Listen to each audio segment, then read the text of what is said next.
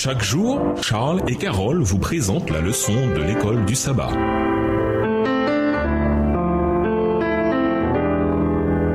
Bienvenue dans votre émission. Dieu nous parle. Nous voilà à la leçon de vendredi. Pour aller plus loin, nous vous invitons à lire dans le livre La tragédie des siècles, chapitre La délivrance, écrit par Ellen G. White. Dans tous les siècles, Dieu a envoyé ses anges au secours de ses serviteurs. Ces êtres célestes ont joué un rôle actif dans les affaires humaines. Ils ont paru en vêtements éblouissants comme l'éclair. On les a vus sous une apparence humaine, en costume de voyageurs. Ils se sont montrés à des hommes de Dieu. Apparemment, las, ils se sont reposés à l'heure de midi, à l'ombre des chênes, et ont accepté l'hospitalité de foyers humains. Ils ont rempli les fonctions de guide auprès de voyageurs égarés. De leurs propres mains, ils ont allumé le feu de l'autel. Ils ont ouvert les portes des prisons pour libérer des serviteurs de Dieu. Revêtus d'une gloire céleste, ils sont venus rouler la pierre qui fermait l'entrée du sépulcre du Seigneur. Sous une forme humaine, des anges ont souvent fréquenté les assemblées des justes, ainsi que celles des méchants, comme à Sodome, pour prendre note de leurs actions ou constater s'ils avaient franchi les limites de la patience de Dieu. Dans sa miséricorde, par égard pour quelques justes, le Seigneur retient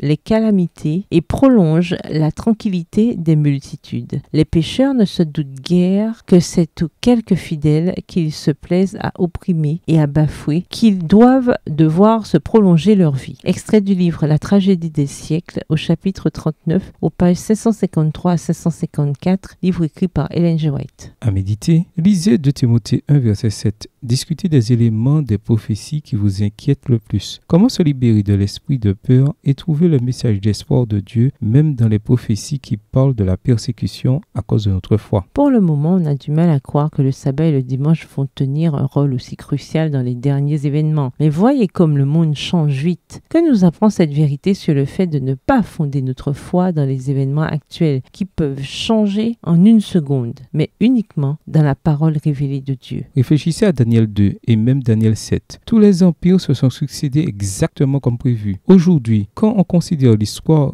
rétrospectivement, il ne reste qu'un dernier royaume. Quel est ce royaume et pourquoi peut-on être sûr qu'il viendra comme prédit? Au revoir. Et à demain si Dieu veut. Dieu nous parle.